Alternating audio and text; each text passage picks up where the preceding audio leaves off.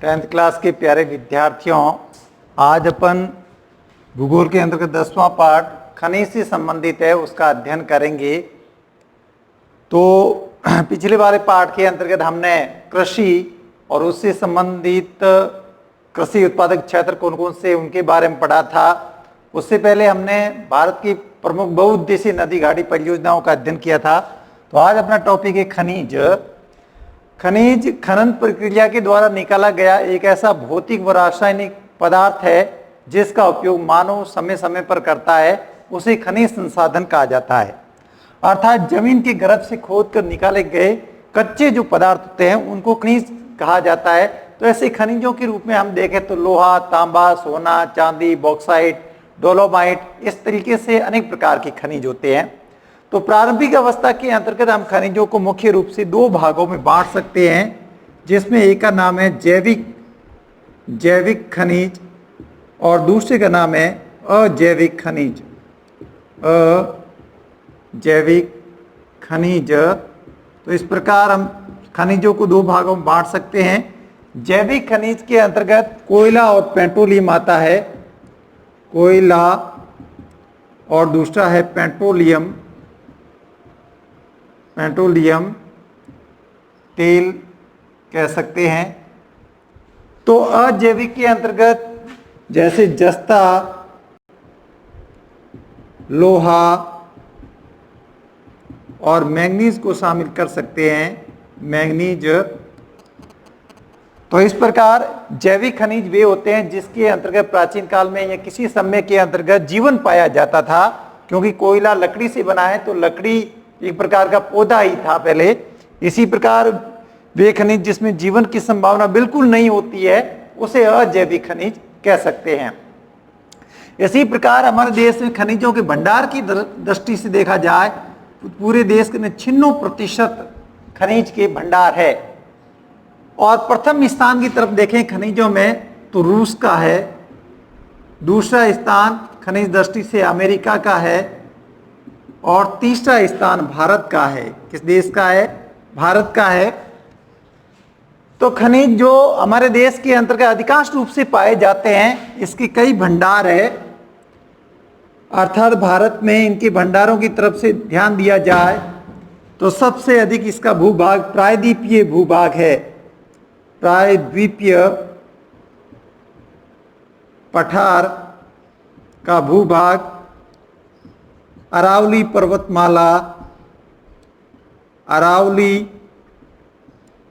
पर्वतमाला, हिमालय क्षेत्र, हिमालय का क्षेत्र, दक्षिण तटीय भूभाग, दक्षिण तटीय क्षेत्र।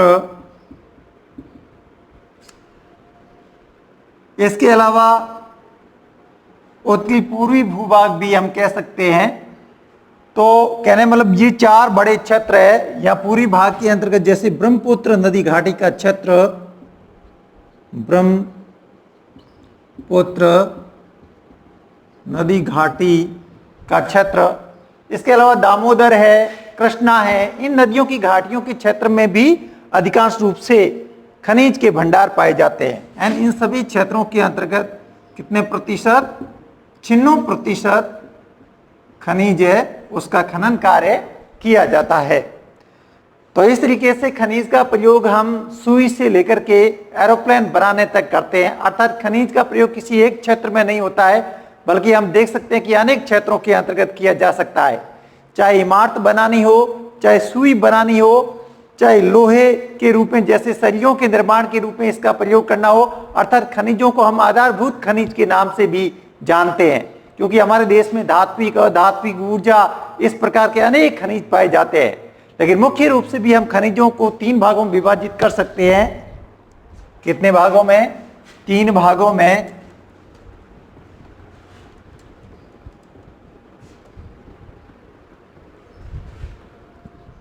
खनिजों को रासायनिक और भौतिक गुणों के आधार पर हम 2 भागों में बांट सकते हैं। किसके आधार पर? रासायनिक व भौतिक भौतिक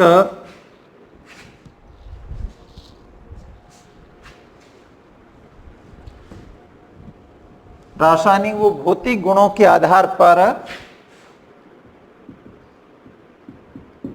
कितने भागों में बांट सकते हैं? 2 भागों में मुख्य रूप से बांटा जा सकता है, जिसमें पहला है वह है धात्विक खनिज। कौन सा खनिज है? धात्विक खनिज।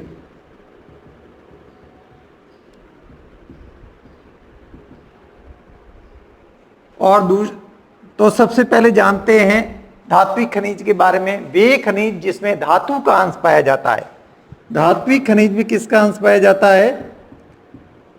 धातु का अंश पाया जाता है, उसे हम क्या कहते हैं? धात्विक खनिज कहते हैं। अब धात्विक खनिज के रूप में जैसे बॉक्साइड है, मैग्नीशियम है, लोहा है, यानी इसके कई उदाहरण हैं, जैसे लोहा, तांबा, सीसा, टिन, इसी प्रकार जस्ता। तो ये सारे खनिज धात्विक खनिज के अंतर्गत माने जाते हैं। मैग्नीशियम, डोलोमाइट वगैरह और भी बहुत सारे खनिज है। लेकिन धात्विक खनिजों को भी हम पुनः 2 भागों में बांट सकते हैं, जिसमें एक का नाम है लौह धातु। क्या नाम है? लौह धातु खनिज। लौह धातु खनिज वे खनिज होते हैं जिसमें लोहे का अंश पाया जाता है। किसका अंश पाया जाता है? लोहे का अंश पाया जाना। तो आप समझ गए होंगे कि वे खनिज जिसमें लोहे का अंश पाया जाता है उसे क्या कहते हैं? लौह धातु कहते हैं। क्या कहते हैं? लौह धातु। इसके अंतर्गत भी कई उदाहरण हैं, जिसमें एक सूत्र है लोहे को पटको। क्या सूत्र है? लोहे को पटको। ये एक सूत्र मैंने बनाया है। लोहा, इससे क्या बनेगा वो आप देखते रहिए। तो पहला खनिज जो उदाहरण होगा वो होगा लोहा। क्या होगा? लोहा। क्रो से मतलब क्रोमाइट है। क्या है? क्रोमाइट। क्रोमाइट। प से मतलब पाइराइट से, पाई राइट। ट से मतलब टंगस्टन है, टंगस्टन। और को से मतलब कोबाल्ट है। क्या मतलब है? कोबाल्ट। तो इस प्रकार ये 5 खनिजों के नाम इस सूत्र के द्वारा भी याद रखे जा सकते हैं। आप समझ गए होंगे। इसका एक सूत्र बनाया है। लौह धातु या लौह धातु से संबंधित खनिज कौन से हैं? सूत्र है लोहे को पटको, लोहे क्रो पटको या लोहे को पटको तो भी बना सकते हो। तो लोहे से मतलब लोहा बना, और क्रॉस से मतलब क्रोमाइट बना, प से मतलब पाइराइट बना, ट से मतलब टंगस्टन बना, और को से मतलब कोबाल्ट बना। एंड पहला अक्षर इससे लिया गया है सभी से, लोहा, क्रोमाइट, पाइराइट, टंगस्टन, कोबाल्ट। तो ये ऐसी धातुएं हैं जिससे लौह धातु के अंतर्गत शामिल किया गया है। तो इस सूत्र के द्वारा आप 5 खनिजों के नाम आसानी से याद रख सकते हो। तो सूत्र का याद रखना। क्या सूत्र रखा है? लौह धातु से संबंधित लोहे क्रो पटको या लोहे को पटको। जिस तरीके से भी आपको याद रख सकता है, आसानी से याद रख सकते हैं। और फिर 5 खनिजों के नाम लिख सकते हैं, जो बोर्ड के अंतर्गत भी बार बार पूछे जाते हैं कि लौह धातु किसे कहते हैं। उनसे संबंधित किन्हीं 2 या 4 खनिजों के नाम लिखिए। इसी प्रकार दूसरा इसका भाग है वो है अलोह धातु। अलोह धातु।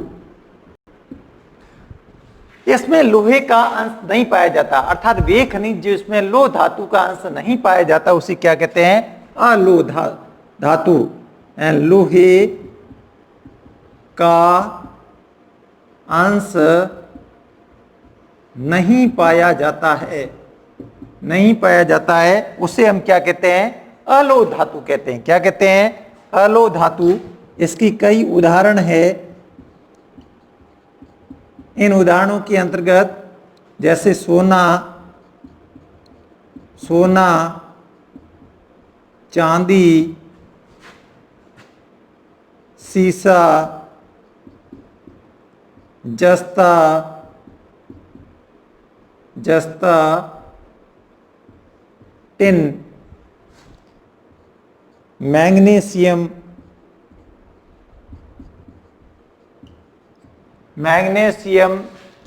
इसी तरीके से बॉक्साइट को भी शामिल कर सकते हैं, बॉक्साइट।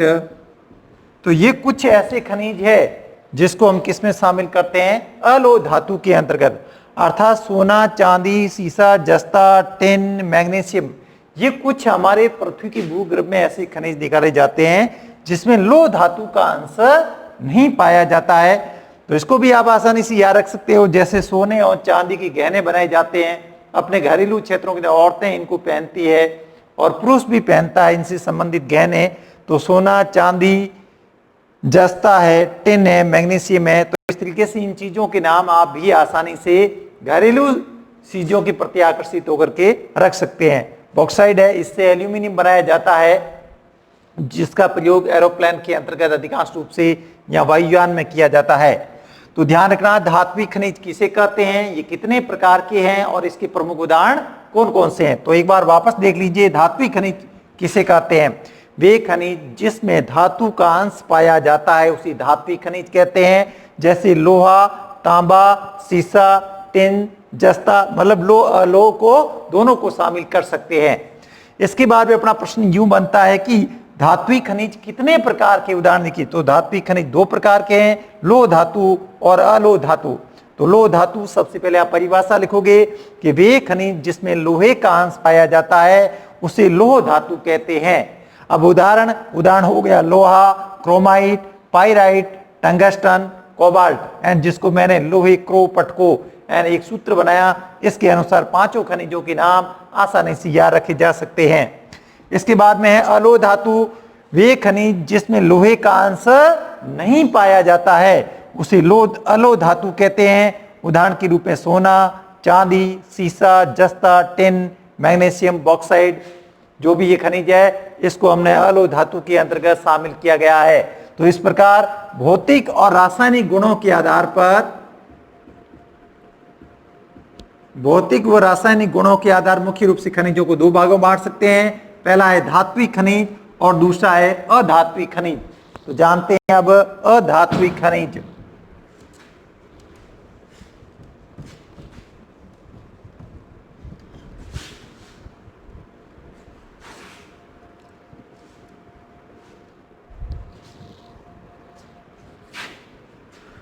तो अधात्विक खनिज देखिए, अधात्विक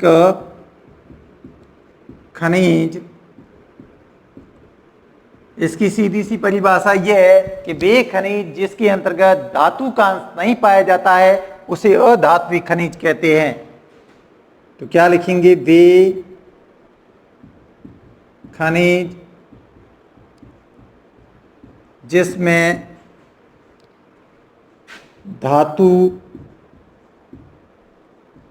का अंश नहीं पाया जाता है, नहीं पाया जाता है उसे अधात्विक खनिज कहते हैं। अधात्विक खनिज कहते हैं। अब इसके मुख्य उदाहरण देख लीजिए।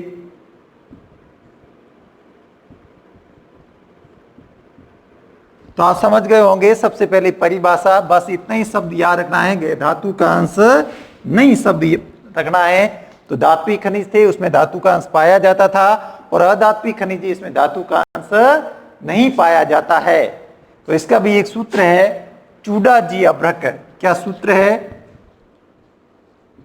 चूडा जी अभ्रक, चूडा जी अभ्रक। चूडा को ड़ा भी बना सकते हैं अपनी भाषा में याद रखने के लिए। तो ये एक फॉर्मूला है और इससे अपन उदाहरण देखेंगे। तो चू से क्या बना, चूना पत्थर। क्या बनेगा, चूना पत्थर। डा से बनेगा डाला माइट, डाला माइट। या डोलोमाइट भी आप लिख सकते हो। जी से बनेगा जिप्सम, क्या बनेगा? जिप्सम। और अब्रक से अपने आप अब्रक ही है। तो ये ऐसे खनिज है जिसमें धातु का अंश नहीं पाया गया है। तो चू से क्या बना? चूना पत्थर। क्या बना? चूना पत्थर। डा से क्या बना? डोलोमाइट। क्या बना? डोलोमाइट। और जी से क्या बना? जी से बना जिप्सम। और अब्रक का अब्रक लिख दिया। तो चूड़ा जी अब्रक। तो चूड़ा किसी व्यक्ति का नाम भी हो सकता है, जैसा कि हमारे देश के अंतर्गत मध्यकाल में देखा जाए तो जोधपुर का एक राजा हुआ था जिसका नाम चूड़ा था। तो चूड़ा जी अब्रक। तो चूड़ा से, चू से चूना पत्थर बना, डा से डोलोमाइट बना, जी से जिप्सम बना और आ से अब्रक बना। अब आपको रटने की कोई आवश्यकता नहीं है, बस आसानी से एक फॉर्मूला याद रख लो। चूड़ा जी अब्रक किसका सूत्र है? और धात्विक खनिज का है। कभी कभी ऐसा भी पूछा जाता है कि धात्विक और अधात्विक खनिजों में क्या अंतर है? तो वे खनिज जिसमें धातु का अंश पाया जाता है उसी धात्विक खनिज कहते हैं, और वे खनिज जिसमें धातु का अंश नहीं पाया जाता उसे अधात्विक खनिज कहते हैं। फिर आप पहला उदाहरण तो कहने मतलब अंतर इस तरीके लिख सकते हैं। तो दूसरा यूं लिख सकते हैं कि हमारे देश के प्रमुख धात्विक खनिज बॉक्साइट, मैग्नीशियम, टिन, जस्ता, लोहा, तांबा, सीसा आदि है। तो सामने आप धात्विक क्या लिखोगे कि हमारे देश में पाए जाने वाले प्रमुख धात्विक खनिज चूना पत्थर, डोलोमाइट, जिप्सम, अब्रक आदि है। तो इस तरीके से दो उदाहरणों को आसानी से लिखा जा सकता है। कहने वाला अंतर के रूप में भी पूछा जा सकता है, या सीधी परिभाषा और उसके उदाहरण भी एग्जाम के अंतर्गत आ सकते हैं। तो इस तरीके से भौतिक और रासायनिक गुणों के आधार पर मुख्य रूप से खनिजों को अपने कितने भागों में बांटा? 2 भागों में बांटा। इसके बाद में एक और प्रमुख खनिज है जिसका नाम है ऊर्जा खनिज।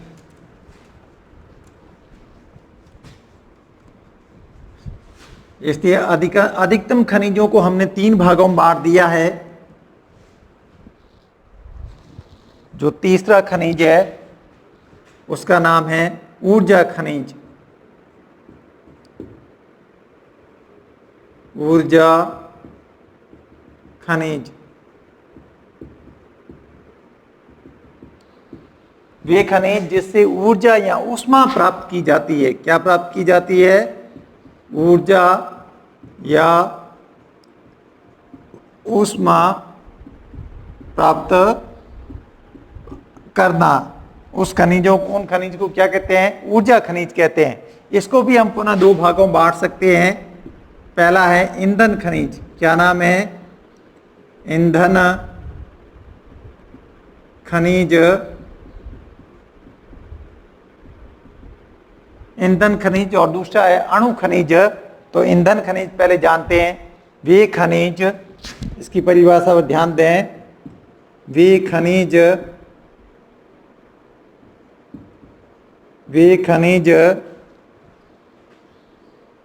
जिसका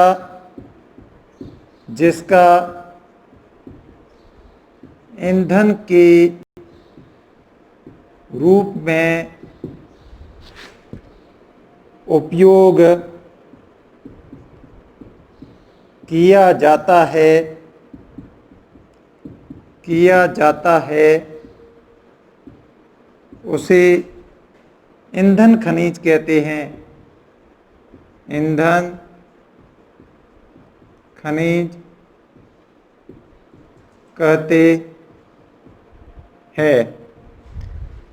तो वे खनिज जिसका प्रयोग ईंधन के रूप में किया जाता है उसे हम क्या कहते हैं? ईंधन खनिज कहते हैं। अब इसके प्रमुख उदाहरण देखिए कौन कौन से हैं। उदाहरण के रूप में देखें तो कोयला, दूसरा है पेट्रोलियम,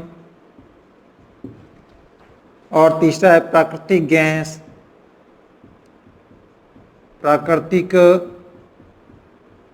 गैस।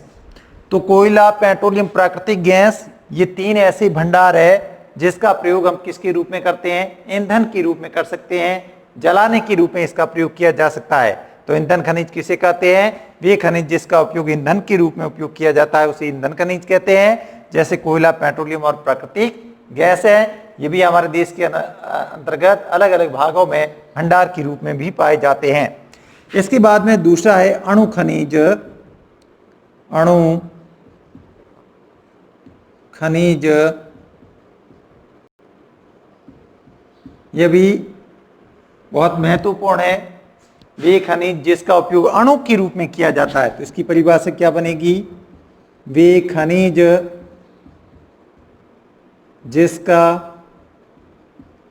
जिसका उपयोग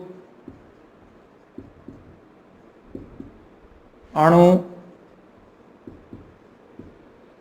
खनिज के रूप में किया जाता है, के रूप में किया जाता है, उसे अणु खनिज कहते हैं। अणु खनिज कहते हैं। अब अणु खनिज कौन कौन से हैं एंड जिससे कहने मतलब परमाणु या बम बनाए जाते हैं, तो ऐसे खनिजों के रूप में है यूरेनियम। उदाहरण देखिए इनके, ऐसे खनिजों के रूप में है यूरेनियम, थोरियम, इल्मेनाइट। तो ये कुछ ऐसे खनिज है यूरेनियम, थोरियम, इल्मेनाइट, जिसका प्रयोग अणु बमों को बनाने के लिए इस्तेमाल किया जाता है, तो उसे अणु खनिज के नाम से जाना जाता है। तो इस प्रकार ऊर्जा खनिज को भी हम मुख्य रूप से कितने भागों में बांट सकते हैं? 2 भागों में। कितने भागों में बांटा आपने? 2 भागों में बांटा है। पहला है ईंधन खनिज और दूसरा है अणु खनिज। तो इसका भी प्रश्न यूं आ सकता है कि ईंधन खनिज किसे कहते हैं? 2 उदाहरण लिखिए। या यूं भी आ सकता है कि ईंधन खनिज और अणु खनिज में क्या अंतर है? तो अंतर के रूप में पहले आप परिभाषा लिखेंगे और उसके बाद में उदाहरण लिखेंगे। तो एक बार पुनः देख लीजिए। ईंधन खनिज वे खनिज जिसका ईंधन के रूप में उपयोग किया जाता है, उसे ईंधन खनिज कहते हैं, जैसे कोयला, पेट्रोलियम और प्राकृतिक गैस। इसी प्रकार अणु खनिज वे खनिज जिसका उपयोग अणु खनिज के रूप में किया जाता है, उसे अणु खनिज कहते हैं, जैसे यूरेनियम, थोरियम और इल्मेनाइट। तो इस प्रकार अधिकतम हम खनिजों को 3 भागों में बांट सकते हैं। पहला कौन सा था? पहला था धात्विक। कौन सा था? धात्विक था। दूसरा कौन सा था? अधात्विक। कौन सा था? अधात्विक। और इसके बाद तीसरा कौन सा है? तीसरा है ऊर्जा खनिज। क्या कहते हैं? ऊर्जा खनिज। इस प्रकार अधिकांश रूप से हम खनिजों को 3 भागों में बांट सकते हैं। लेकिन आपको यूं पूछें कि भौतिक और रासायनिक गुणों के आधार पर खनिजों को कितने भागों में बांटा गया है, तो भौतिक और रासायनिक के आधार पर 2 भागों में है, जिसमें एक है धात्विक और दूसरा है अधात्विक। रासायनिक जो अभी आपको बताया था। तो भौतिक और रासायनिक के आधार पर पूछे तो आप इन दोनों को लिखना। लेकिन आप यूं ही पूछे कि खनिजों का वर्गीकरण स्पष्ट कीजिए, तो फिर खनिजों को आप 3 भागों में बांटेंगे, धात्विक, अधात्विक और ऊर्जा खनिज।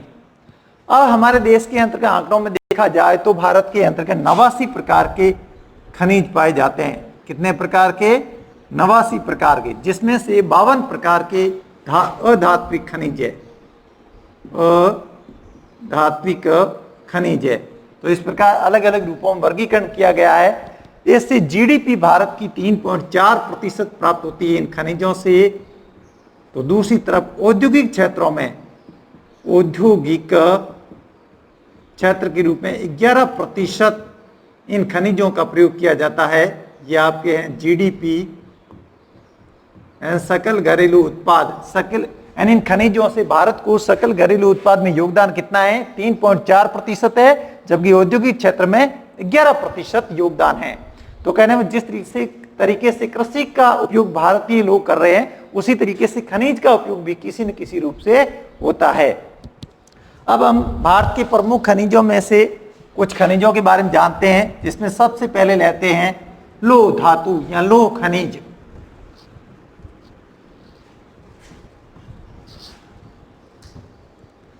लोहा जिसका प्रयोग भारत के अंतर्गत आधारभूत उद्योगों के रूप में होता है, मतलब हर किसी क्षेत्र के अंतर्गत लोहे का इस्तेमाल चाहे छोटे रूप के रूप में हो या फिर बड़े रूप में उसका प्रयोग किया जाता है।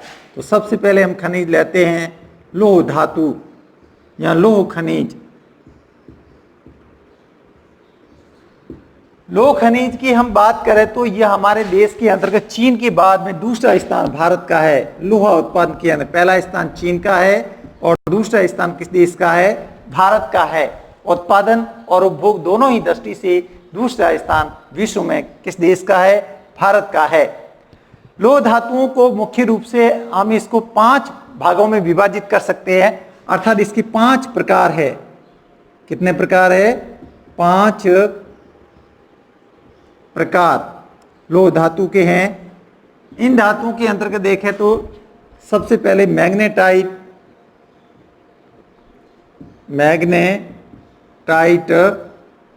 इसके बाद में दूसरा है हेमेटाइट,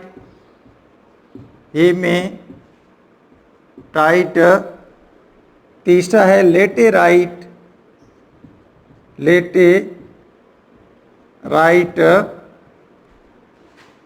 चौथा है सिडेराइट,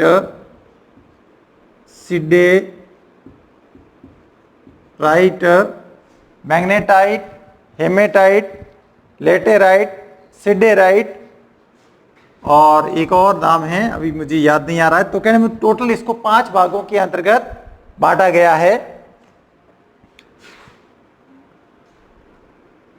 तो इसमें भी मैग्नेटाइट खनिज सबसे महत्वपूर्ण है और दूसरा प्रमुख खनिज है हेमेटाइट। हाँ, एक और है लिथियम लिथियम याद आ गया। तो 5 भागों के अंतर्गत इसको विभाजित किया गया है, लेकिन इसमें हमारे देश में मैग्नेटाइट और हेमेटाइट प्रकार का खनिज है वो निकाला जाता है। तो हम मैग्नेटाइट जो खनिज है इसका 15% भाग भारत के अंतर्गत है। मैग्नेटाइट हालांकि इसका वर्तमान समय के अंदर देखा जाए 8% उत्पन्न होता है। तो वापस देख लेते हैं मैग्नेटाइट और दूसरा लेते हैं हेमेटाइट।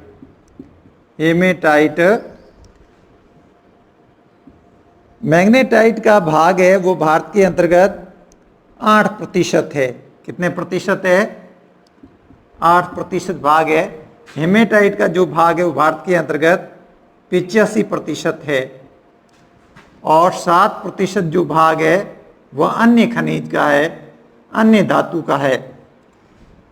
तो हम बात कर रहे थे मैग्नेटाइट और हेमेटाइट। ध्यान रखना, मैग्नेटाइट का भारत में कितने प्रतिशत भाग पाया जाता है? 8%। और हेमेटाइट का कितना पाया जाता है?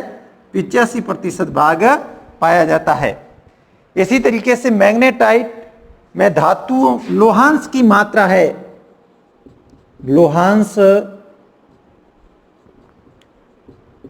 लोहांश की मात्रा है वो 60 से 70% है, 60 से 70% है, जबकि इसमें लोहांश की मात्रा 70% से 80% तक है। किसकी मात्रा? लोहांश की मात्रा। मैग्नेटाइट खनिज का प्रयोग औद्योगिक क्षेत्रों में किया जाता है। हेमेटाइट खनिज का प्रयोग चुंबकीय क्षेत्रों में सर्वाधिक होता है। तो कहने का मतलब यह है कि हमारे देश के अंतर्गत इस तरीके से हम देखें तो लौह खनिज को हम 5 एस्कों के रूप में विभाजित कर सकते हैं, जिसमें 2 प्रमुख है। पहला है मैग्नेटाइट और दूसरा है हेमेटाइट है। तो मैग्नेटाइट का प्रयोग भारत के अंतर्गत है वो 8% भाग है, हेमेटाइट का 85% है। मैग्नेटाइट में लोहांश की मात्रा 60-70% होती है और हेमेटाइट में लोहांश की मात्रा 70 से 80% होती है। तो इस तरीके से हम कह सकते हैं कि लौह धातु को हम 5 भागों के अंतर्गत विभाजित कर सकते हैं। इसके अलावा लोहे के अधिकांश जो भंडार है वो भारत के पूरी भाग में पाए जाते हैं। तो इससे संबंधित भी कुछ राज्य है। इन राज्यों के अंदर देखा जाए तो सबसे पहले लेते हैं उड़ीसा। कौन सा राज्य? उड़ीसा। इसके बाद में कर्नाटक, इसके बाद में छत्तीसगढ़,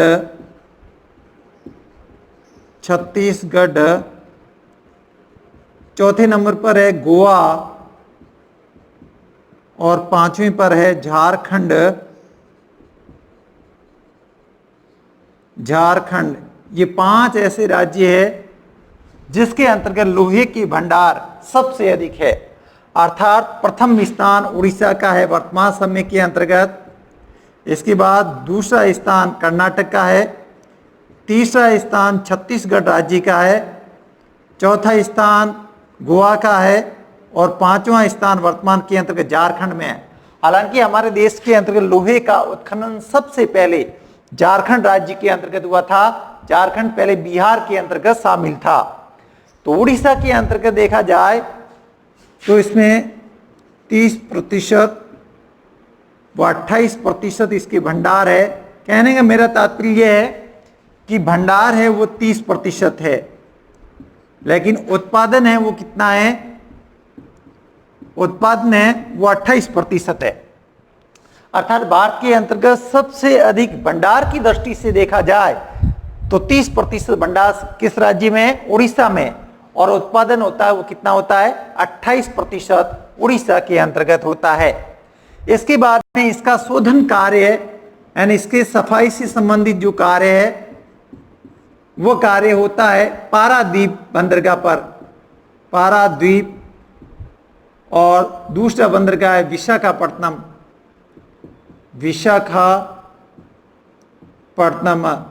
तो पारादीप और विशाखापट्टनम उड़ीसा से निकालने के बाद लोहे को यहाँ पर भेजा जाता है। उसके बाद में शोधन, इसकी साफ सफाई होती है और इसके बाद में यह निर्यात है वो जापान देश को होता है। किस देश को किया जाता है? जापान देश को किया जाता है। उड़ीसा से निकाला गया लोहा पारादीप और विशाखापट्टनम बंदरगाहों तक पहुंचाया जाता है और वहां पर फिर जलयानों के माध्यम से जापान जैसे देशों को निर्यात किया जाता है। अर्थात उड़ीसा में इसके महत्वपूर्ण भंडार है वो आपके है मयूरभंज, सुंदरगढ़, क्योंझर नामक जिलों के अंतर्गत पाया जाता है। लेकिन सबसे अधिक जो उत्पन्न होता है वो होता है मयूरभंज जिले के अंतर्गत। तो मयूरभंज, क्योंझर, सुंदरगढ़, इसी तरीके से आसपास में और भी छोटे बड़े डिस्ट्रिक्ट है जहां पर इस तरीके से खनिज पाया जाता है। तो सबसे अधिक लोह खनिज का उत्पादन कहां होता है? उड़ीसा राज्य के अंतर्गत। इसके बाद में है कर्नाटक के अंतर्गत, जिसमें 25% भंडार के रूप में और 26% उत्पादन के रूप में प्रयोग किया जाता है।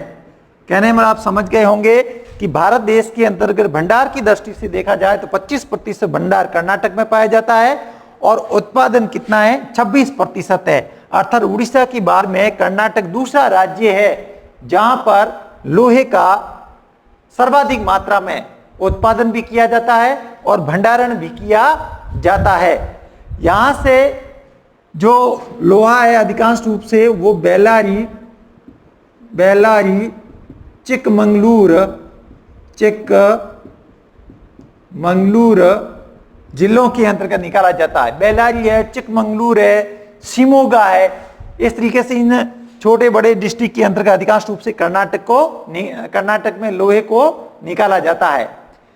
इसके बाद में जहां पर बेंगलोर के अंतर्गत इसकी पेटी भी है, बेंगलोर है, मंगलोर है। बेंगलोर और मंगलोर दोनों स्थान भी पास पास में, तो वहां पर भी लोहे के भंडार है वो काफी मात्रा के अंतर्गत वर्तमान में मिले हैं। इसके बाद से यहां से निकला हुआ जो लोहा है उसको भद्रावती और विजयनगर में साफ सफाई के रूप में किया जाता है। कहां पर?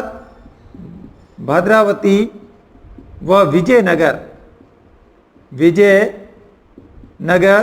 ये दोनों ऐसे जिले हैं जहां पर साफ सफाई का काम होता है। किसका?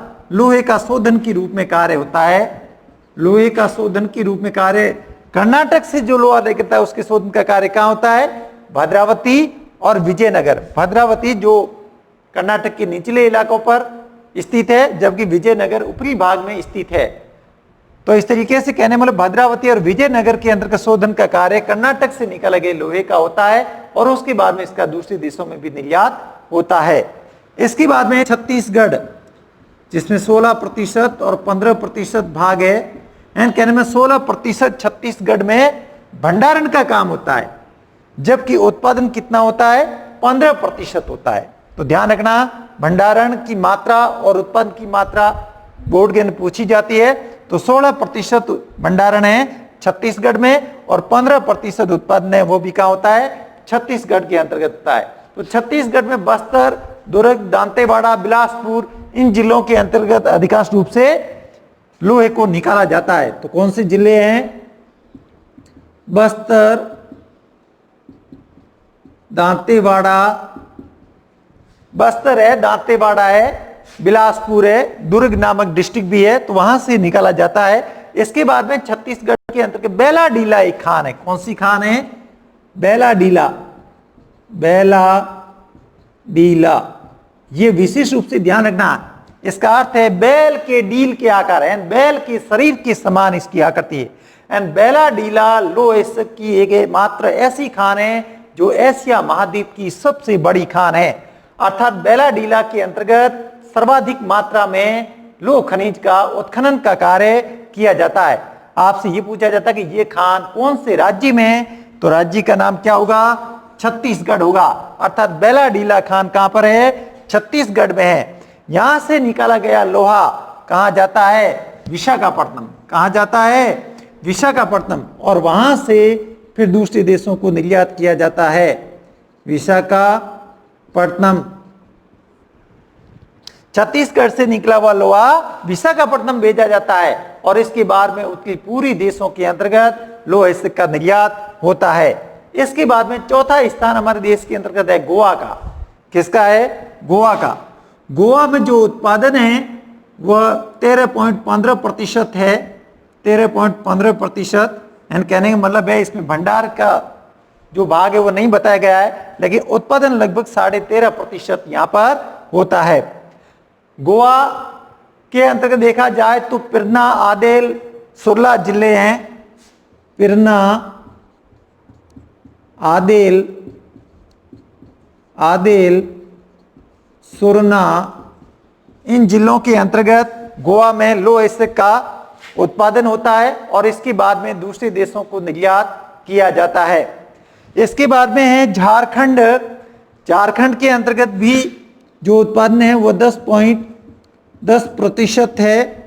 एंड यहाँ पर भंडार है वो नाम मात्र के पाए जाते हैं, लेकिन भारत के अंतर्गत सबसे पहले लोह खनिज का उत्खनन का कार्य है वो झारखंड के अंतर्गत हुआ था, जो पहले बिहार राज्य में था और वर्तमान में यह अलग राज्य है। और यहाँ पर देखा जाए तो सिंहभूमि, पलामू, नोआ मंडी, गुआ नामक जिले हैं, वहां से लोहे को निकाला जाता है और इसके बाद में कुल्टी व बरंतपुर से निर्यात किया जाता है। यानी इसका शोधन कार्य है वो कुल्टी और बरंतपुर है।